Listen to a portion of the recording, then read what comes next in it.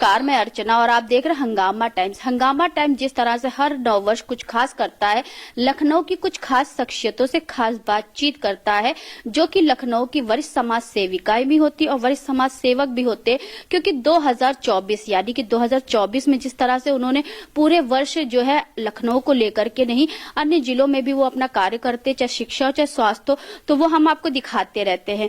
वैसे ही 2025 आने वाला है, यानी कि हमारा न्यू ईयर आने वाला है, तो न्यू ईयर को भी लेकर के बहुत सी लोगों की तैयारी। कुछ लोग जो है साल की शुरुआत में ही भगवान का नाम लेकर के अपना काम करते हैं और कुछ लोग मानवता को लेकर काम करते हैं। तो इसी खास कड़ी में आज हमारे साथ में सबिया अहमद जी हैं, जो कि मेंबर है यूपी सुन्नी सेंट्रल वक्फ बोर्ड की हैं। तो उनसे बात करेंगे कि न्यू ईयर यानी कि हमारा जो नव वर्ष आ रहा है 2025, तो उसको लेकर के उनकी क्या तैयारी, क्योंकि विगत 24 अब जो 2024 में उन्होंने शिक्षा के क्षेत्र में और महिलाओं को आत्मनिर्भर बनाने के लिए और शिक्षा प्रशिक्षण देने के लिए उन्होंने बहुत कार्य किए हैं।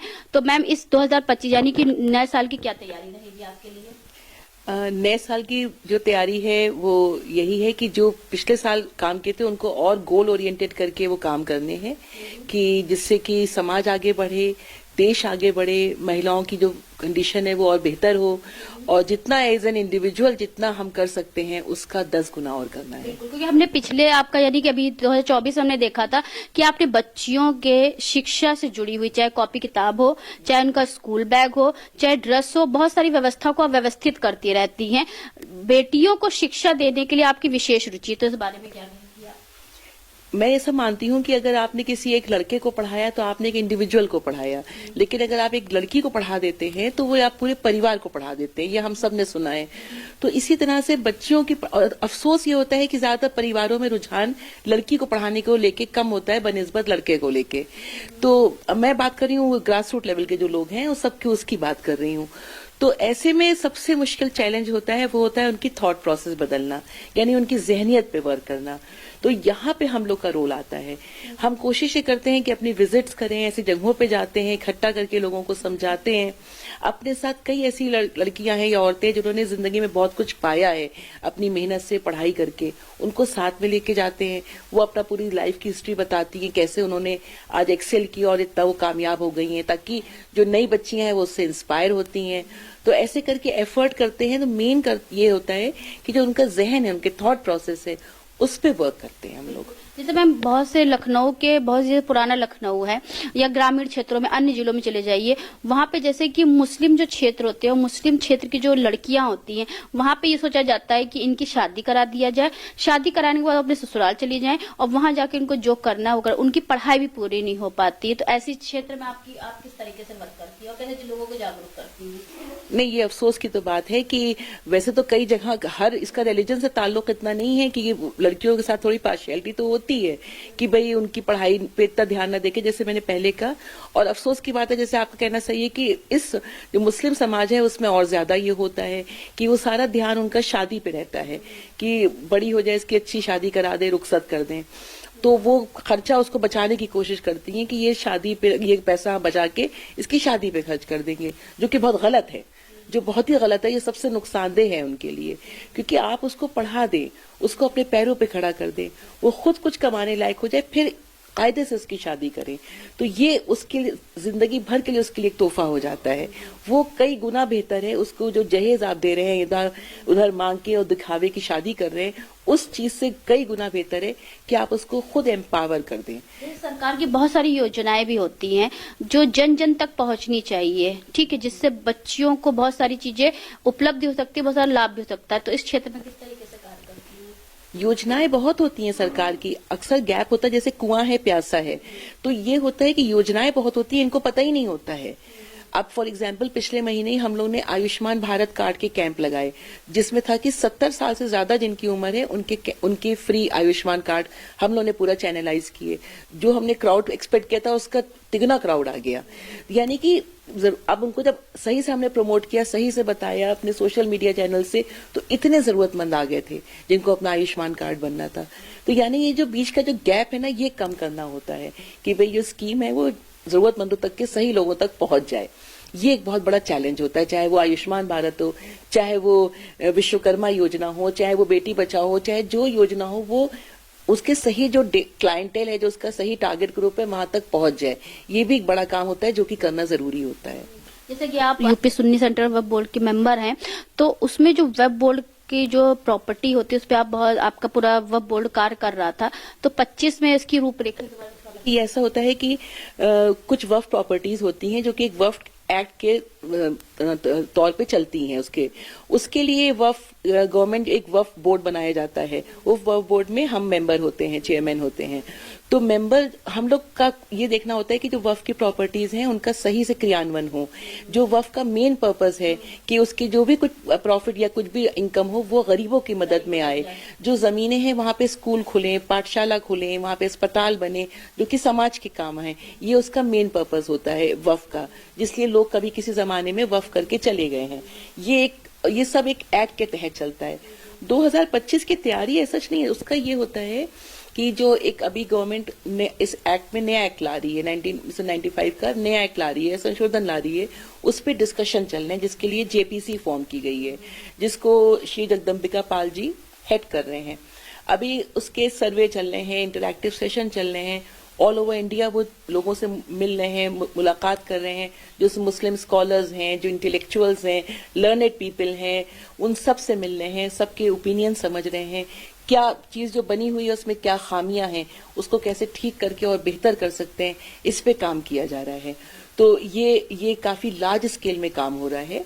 और मीनवाइल हम लोग as a Waqf board member जो हमारे जो काम हो सकते हैं, जैसे मेरा बहुत मेजर फोकस रहता है कि आई स्ट्रांगली बिलीव कि जितनी चीजें डिजिटल होंगी उतना उसमें ट्रांसपेरेंसी होगी। तो मैं ये कोशिश करती हूँ कि जो हमारे वक्फ के काम है, जैसे कि औकाफ रजिस्ट्रेशन है, औकाफ रिन्यूअल है, या जो चीजें हो सके हम लोग उसको ऑनलाइन कर दें, तो अपने आप चीजों में ट्रांसपेरेंसी आ जाती है। ट्रांसपेरेंसी आ जाती है तो थोड़ा सा करप्शन कम हो जाता है।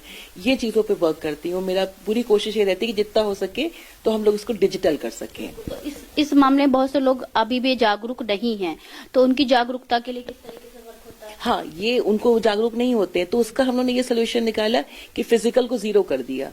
कि मतलब अगर आपको औकाफ को रजिस्टर कराना है तो only and only option is online. तो अब उनके पास ऑप्शन ही नहीं है, अब उनको ऑनलाइन रजिस्टर करना ही करना है, तो ट्रांसपेरेंसी हो जाती है। फिजिकल वाला मतलब आके जो सब चीजें खत्म है, तो सीधे सिर्फ उसको सेकंड ऑप्शन बंद कर दिया है। तो इस तरह से फिर उनको मालूम हो ही जाता है, जबकि ऑप्शन ही नहीं है दूसरा। तो या इवन अगर बहुत से पुराने जो लोग हैं, जो ओल्ड लोग हैं, तो उनको ऑनलाइन का सिस्टम नहीं पता होता है। हाँ, वो कोई नहीं, उसके लिए साइबर कैफे होते हैं। वो हम लोग के ऑफिस में भी जो पास में कैफे होते हैं, वो लोग आके वहां से वो उनको फॉर्म भर लेते हैं। वैसे भी खुद किसी की हेल्प लेके वो लोग फॉर्म भर लेते हैं, वो दिक्कत नहीं होती, उसके वर्क्स हो जाते हैं पूरे। तो मैम इस नव वर्ष पे सभी को क्या शुभकामनाएं देना चाहेंगी, और 2025 को जो हमारा न्यू ईयर आ रहा है उसमें सभी देशवासियों को क्या शुभकामनाएं देना चाहेंगी? देशवासियों को मैं शुभकामनाएं नहीं देना चाहूंगी। देशवासियों से मैं एक रिक्वेस्ट करना चाहूंगी कि हम लोग इस देश में पैदा हुए हैं, और हमारा ये फर्ज बनता है कि अगर हम किसी अच्छे स्तर पे हैं या किसी भी स्तर पे हैं, तो हम अपना एज एन इंडिविजुअल जो थोड़ा बहुत बिट कर सकते हैं इंसानियत के लिए, देश के लिए, देशवासियों के लिए, वो जरूर करें।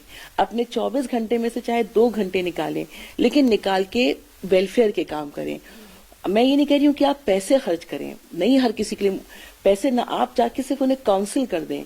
जहाँ पे वो कुछ कंफ्यूजन है, आपको तालीम, आप पढ़े लिखे हैं, आप उनको समझा दीजिए जाके। वो जहाँ फंस रहे हैं जिन केसेस में, उनको गाइड कर दीजिए। इतनी हेल्प भी कर देते हैं तो ये भी अपने आप में बहुत बड़ी कार्य खैर है।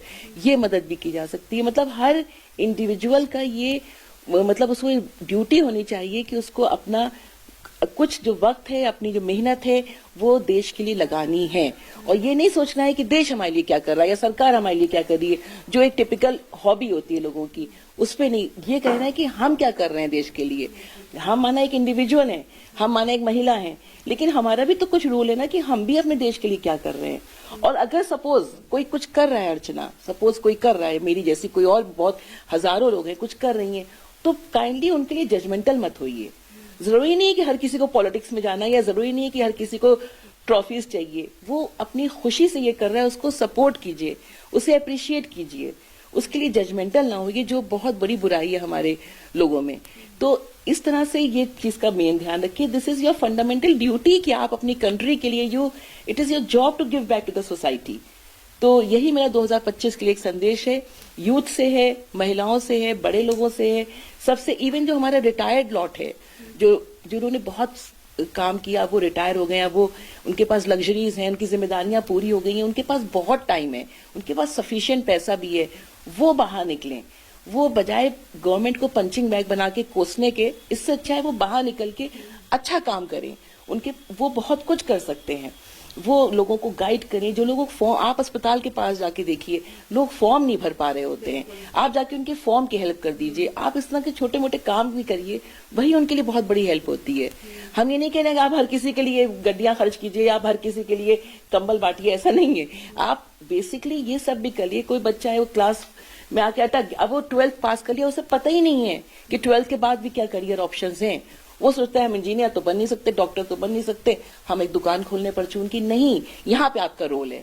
आप उसको समझाइए कि तुम्हारा टेम्परामेंट है, तुम अकाउंटिंग में अच्छे हो, तुम चलो ये कोर्स कर लो, है ना, 6 महीने का कोर्स कर लो या 2 साल का कोर्स कर लो। ऐसे करके उन बच्चों को गाइड कीजिए, यहाँ आपका रोल आता है। इस तरह के बहुत सोशल वर्क होते हैं, बहुत वेलफेयर वर्क्स होते हैं, जो हर कोई कर सकता है, मेल, फीमेल, चाइल्ड, यूथ, हर कोई ये काम कर सकता है। It's your job to give back to the society.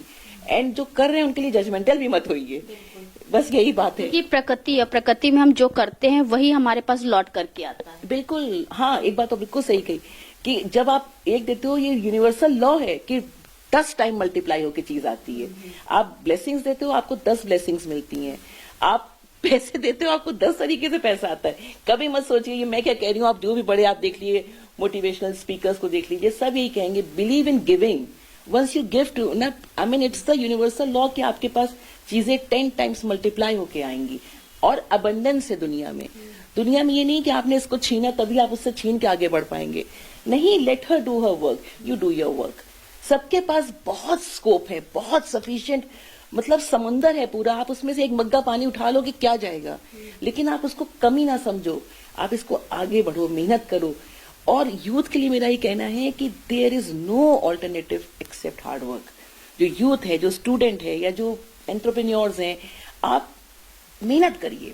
आपके पास सब कुछ है, आपके पास एनर्जी है, यूथ है, आप अपनी ताकत झोंक दीजिए। आप अपनी इतनी मेहनत कीजिए पढ़ाई में या जिस भी करियर में आप हैं, उसमें एक्सेल करिए। Don't do the work just for the heck of it, do it because you love it, then only do that work. And once you will start doing that with the emotion of love, आपके result भी 1000 time better होंगे। तो ये चीजें, मतलब positivity जो है, ये बहुत जरूरी है लाइफ में। चाहे वो एक हाउसवाइफ है, अब देखो कुक खाना बनाता है सबको, लेकिन वही जब माँ खाना बनाती है कितना लजीज बनता है। क्यों? क्योंकि उसमें इमोशंस होते हैं, माँ के जज्बात होते हैं, वो खाना मजे का बनेगा। सिमिलरली आप कोई भी काम करेंगे, उसमें आपके जज्बात अगर साथ में है, तो वो चीजें आपकी मल्टीपल फोल्ड्स में अच्छी होंगी, 1000 टाइम बेटर फोल्ड्स में अच्छी होंगी। तो you need to give your heart to it, you need to give your emotions to it. और जिस चीज में समझ में नहीं आ रहा, आप स्टडी कीजिए, उसको पढ़िए, उसको समझिए। आजकल तो इस जनरेशन के पास मोबाइल है, वो नेट से सारी नॉलेज ले सकता है, उसको तो कोई कमी है ही नहीं, एक्सक्यूज तो कोई है ही नहीं आजकल। बस you just need to work hard. आप उससे नॉलेज गेन कीजिए, आप टाइम वेस्ट ना कीजिए इंस्टा पे और इन चीजों पे टाइम वेस्ट ना करके जेन्युइन चीजों पे मेहनत कीजिए। जिस फील्ड में, if you are a student, if you are entrepreneur, if you are a artist, you are an artisan, आप जिस भी फील्ड में, उस फील्ड में एक्सेल कीजिए। जैसे कहा नहीं, छोटा शब्द है, करने वालों के लिए 100 काम है, ना करने वालों को कोई काम नहीं होता है। जहाँ चाह होती है वहाँ राह होती, चलने वाले चलते रहते हैं। बिल्कुल बिल्कुल, चलते रहिए, ये बिल्कुल जरूरी है मेहनत, और मेहनत के रिजल्ट आते हैं। कभी कभी हमें लगता है कि हम ये काम कर रहे हैं फिजूल का है, इसमें हमें क्यों।